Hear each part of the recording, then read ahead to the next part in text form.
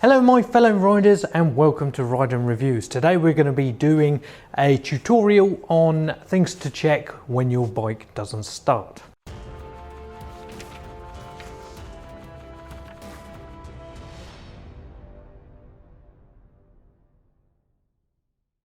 Now as you can see, we're standing next to the Yamazaki YM50RE. This bike works fine and all the stuff that I'm going to show you, you can use on nearly every other motorbike. The only reason I'm using the Yamazaki is because it is here. So this one, we bought it off somebody, so I'm just doing a check over on, we're going to sell it again, so I need to make sure that the bike is all working as it should do. Now I did find one thing on this, and that's why I did this video, but I will show you that in a minute. Just so that you can see, and hopefully if you're having issues with your bike and not being able to start it, then this will help you in a later date.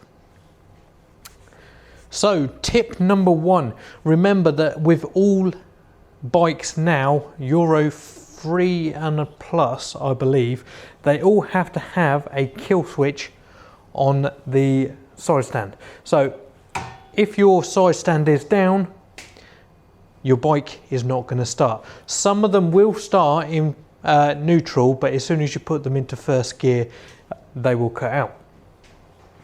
So if your side stand is up and this is still causing you issues not starting, or sometimes it can be that when you're riding down the road, your bike can cut out intermittently. This one is one of the better side stand switches. The other ones have a curved one, and pretty much all they are is a metal plate with a metal pin, and they turn like this. Sometimes the pin can get corroded, sometimes the plate can get corroded. These ones are push rod, the same as what's on your brake switch, so usually they don't go wrong.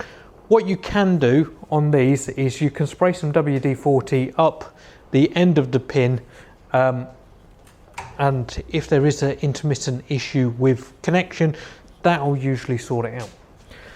Another thing as well is with the kill switch on the handlebars, sometimes because they are up on the top of the switch gear, sometimes you can get water ingress in there, and you need to spray a little bit of WD-40 down there to make sure that the switch is operating correctly, because if the switch isn't, potentially it can lock it in the off position and make it so that your bike will not work.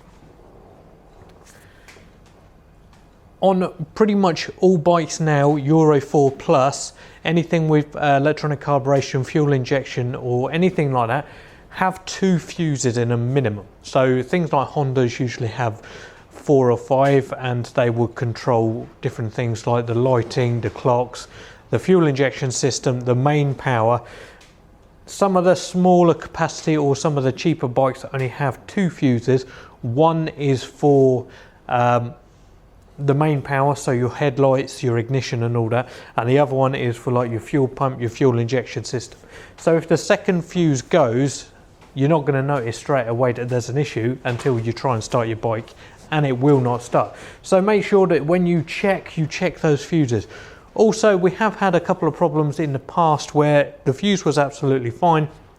When you're riding down the road, the bike would keep on cutting out, and it just turns out that the fuse holder wasn't crimping onto the fuse tight enough. So that's one of those things that's very, very hard to diagnose. So make sure that you check your fuses, make sure you check that your side stand is up, make sure you check that it works. Depending on what bike it is, you can bypass them. Some is just a case of remove the plug, and some of them you have to remove the plug, cut the wires off the end and screw them together and then put them back in. Then that would deactivate, the side stand switch. On these, some people undo that bolt and just twist them around, and that does it as well. If you by any chance go to your bike in the morning, you press that start button and all you hear is a click, this means that your battery is probably flat. Now there's an item on your bike, which is just here actually, called a solenoid, and what that does is that takes small low current from the switch on your handlebars, brings it down here, opens up the circuit with a something that's able to take a higher power, a higher load, opens up that higher load, and that power then goes down to your starter motor. Now, if there's not enough power in your bike to turn the starter motor, there's probably still enough to do the solenoid. So if you press a button and it just goes click, click, click, that means that your battery is fairly low. This could be for a number of different reasons, and we will go through that in a minute. But yes, if you hear click, click, click, that means that the solenoid is either gone or you haven't got enough power in your bike to start it. Now, there is a way to bypass the solenoid, and yes, it will make quite a lot of sparks, but you can determine whether it is the solenoid or whether it is the battery. And what that is I'll see if I can get this off. So I can't get it off, but if you can see here, you've got the two terminals. Now, one of these is live and one of these is switched live. What you can do is you can put a pair of pliers over the two terminals, short it out, and that will start your bike. Yes, it will spark, but it will tell you whether your solenoid's gone or whether it's your battery. If you put your pair of pliers over there, or your screwdriver, or whatever you want to use, something metal, if it tries to start your bike or the starter motor turns over, then it will be your solenoid that's the problem. If the bike doesn't turn over, then it's going to be something to do with your battery.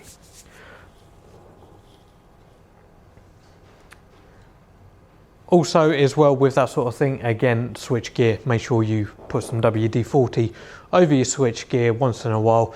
You can clean off the excess from the external, but it seeps in, and then it will protect all those electronic connections in there so that they don't corrode. Obviously, this is just a tutorial on how to get your bike to start if you're having issues. Sometimes, like the switch gear, you've got to make sure that your ignition has also been greased once in a while. We tend to put like the same lubrication or PTFE spray, which is pretty much the same as what you put on your chain. So spray some of that down there.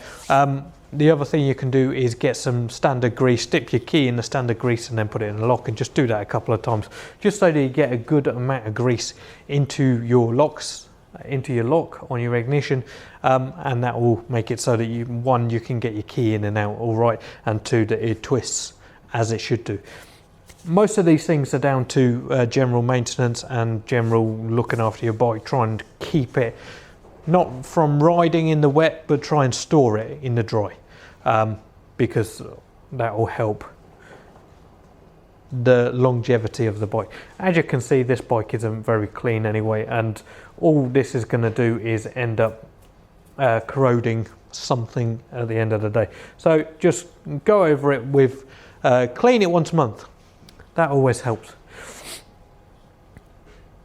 If you kickstart your bike and you're starting to have issues with getting it to run, most of the Euro 4 Plus bikes are fuel injected, and quite often what you'll find is with the fuel injected bikes, some of them come with a kickstart, but unless there's enough power in your battery to prime the tank, you can't kickstart it. So it doesn't matter how many times you kick it, there's no fuel getting down to your engine because the tank isn't priming, and that means that you're not going to be able to get fuel into your engine. So you can still jump it. What I mean by jump start is you stick it into second gear and you get somebody to push it down the road, holding your clutch, and when you get fast enough you let go of your clutch, and the momentum of the bike and the back wheel spinning should in theory start your bike as long as the ignition's on. So that is also another way you can go around it. So we're going to go to the next part, which is diagnosing your battery, or to tell whether your battery's gone or whether your something electronic on your bike has gone. So for this one you will need a multimeter, and you stick it onto the DC one, which is a flat line and 3 dots. The first thing you want to do is check your voltage on your bike. So you do that by obviously red terminal to red terminal, black terminal to black.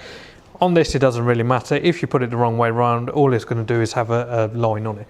So I'll try to do this so that you can see it. I haven't actually got my glasses on because you get glare from the lights.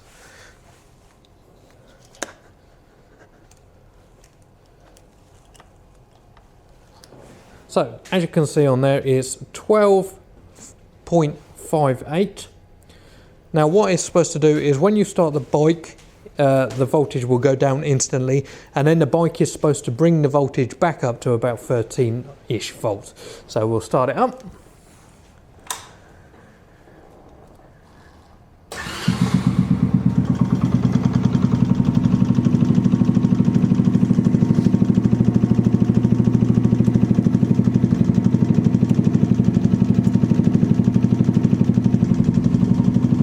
As you can see, it's nearly 15 volts, so anything above 13.5 volts is usually good. What you can find on some bikes is that you might have to rev it to get it to work correctly. So on, say, the Fosty, for instance, they don't actually charge your bike until you're over 2000 RPM.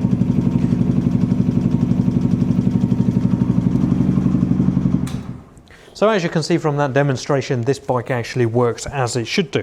Now, if you put your multimeter on your bike and it shows 10 volts, then there's potentially a problem. Now, what you need to do is start your bike. If your bike is showing 13 volts plus on your battery after you've started it, then you turn it off and it goes back down to 10 volts or under. That means that your battery is probably dead. Some things you can do about this: you can stick it on a car charger and you can charge it on there. I don't recommend the smart chargers. The smart chargers will charge it to a point and then won't charge it anymore.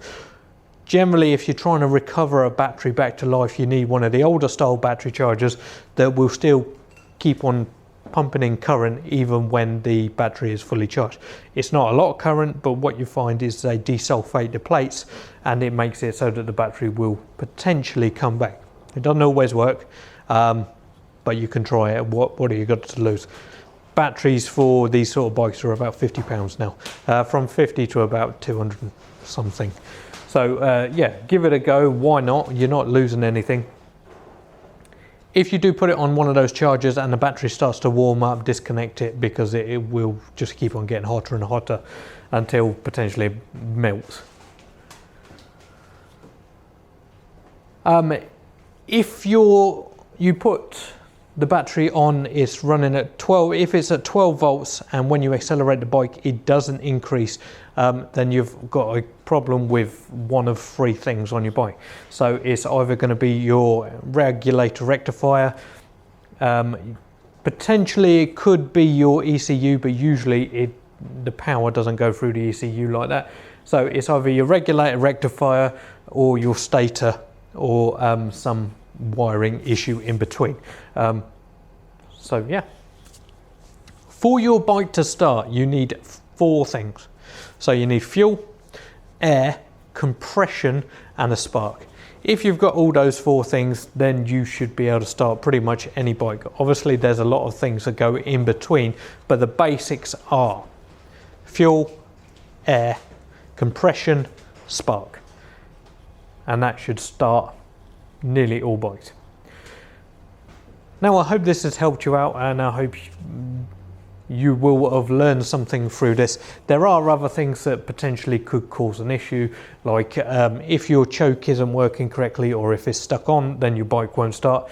And quite a few of these 50cc bikes at the minute are having, so on these, Yamazaki's have had a couple of problems with these, and Bullet, Lexmoto, quite a lot of the 50cc's have had an issue because the Chinese people, whoever, made a bad batch of these little things, so we've had to replace quite a few. So what it is on your bike, your carburetor sits like this. This goes down to the engine, this is your carburetor, and this little spacer in the middle is the problem. Now, through whatever reason, we don't know exactly, it could be that they just weren't manufactured very well, they have a tendency of doing that, which is popping the back off. There's O-ring in there, and what happens is the O-ring sits out, and it means that when your bike is running, it's sucking in air. So you'll find that they're hard to start, you'll find that the idle isn't correct, and you'll find that they're probably low on power. But this could make the difference from your bike running like poo and from it running properly. So there's that. As you can see, my lovely jacket, but that's another video. We'll go into that later on. But anyway, so thank you for watching my video. I hope you've learned something, and I hope I've helped you out. If you've got any comments, please comment below, and I will do my very best to answer them as soon as I possibly can. Normally I answer them within 12 hours, and I do comment on every single comment that is left on my channel. Sorry if there's any wind noise, there's nothing I can do about it. It's windy. I do not control that. So anyway, subscribe to my channel, hit that thumbs up, go to my website, join the community, and there are people there to help you out if you've got any issues with your bike, or comment below and I will help you out on any issues you've also got on your bike. But as always, ride safe.